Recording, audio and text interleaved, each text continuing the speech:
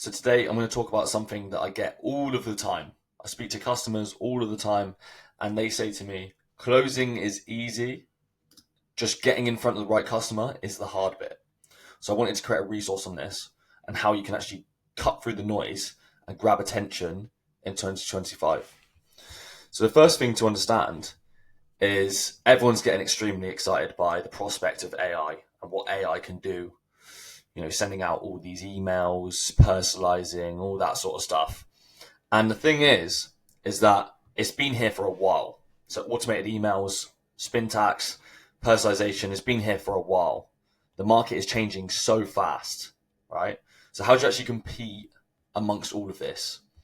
There's three things that I've cut it down to. So we got be human, have better data, and have better systems. So when I talk about being human, um, everyone's doing the AI thing, right? So you'll get way more brownie points for just seeming like a human nowadays. It's gone that crazy. But what does this actually mean?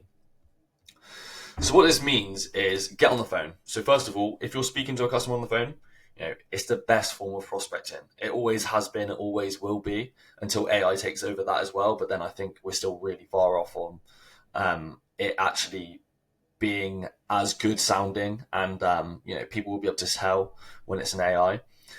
So get on the phone. Number two is send videos and voice notes. So when you're prospecting and texting people, it can quite easily be automated. So send a video, send a voice note so that people actually know it's you and you've put time into it, messaging them, and they'll respect that. And then number three is keep outreach messages short. So there's nothing worse than receiving a long automated email, which is just like pitching you on some random thing. And it's just like, I don't even read it. My attention span is terrible.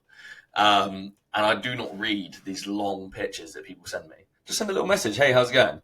And then progress the conversation.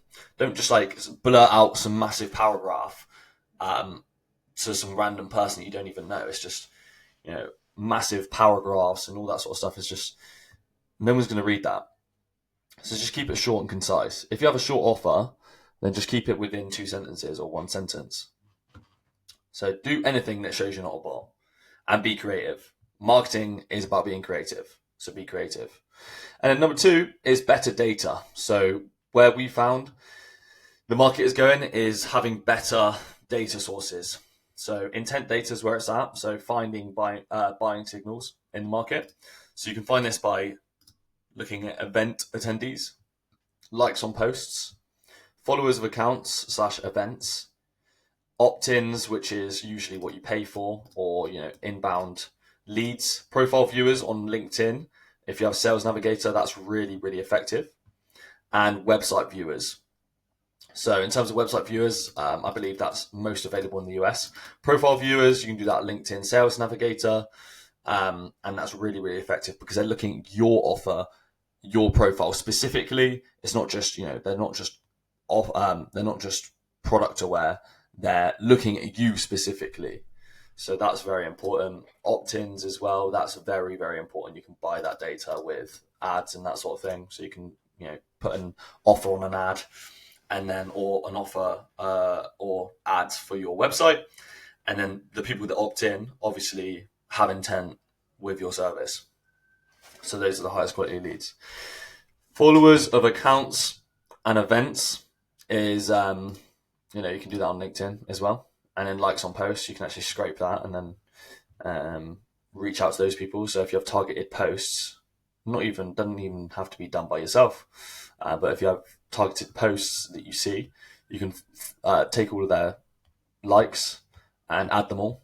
You can do this for competitors as well.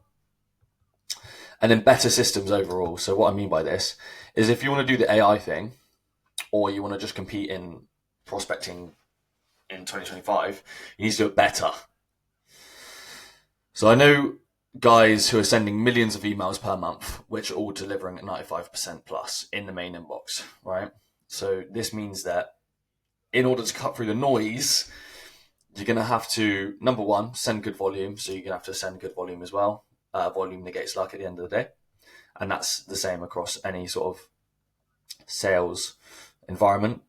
Personalize well, so you can achieve this without AI and better data and intent-based data. So you can use the personalization as the sort of source of data that you got it from. And then not half-ass it. So you got to spend time, coming up with ideas that you can use to actually improve your results. So understand that you're a fish in a very small pond and you need to do something different to get noticed. And this goes back to pattern interruption. So this is a really, really key point, which I have realized relatively recently, and that's that you need to really, really grab someone's attention straight away in order to get noticed or get good results. So I'm not saying do anything inappropriate, but what I'm saying is there's a reason why people get ridiculous view counts and stuff like that on TikTok because they're doing ridiculous things. And I don't necessarily agree with that, but it's what gets results. So come up with your own creative ways of doing that. There's ways of doing it without being completely inappropriate. But pattern interruption is very, very key. So if you thought this was helpful overall, feel free to drop me a like and a comment. I'm going to be posting a lot more of this sort of content. And if you want to go into the nitty gritty of each bit, we actually use all of this ourselves. So feel free to drop me a message. See you later, guys.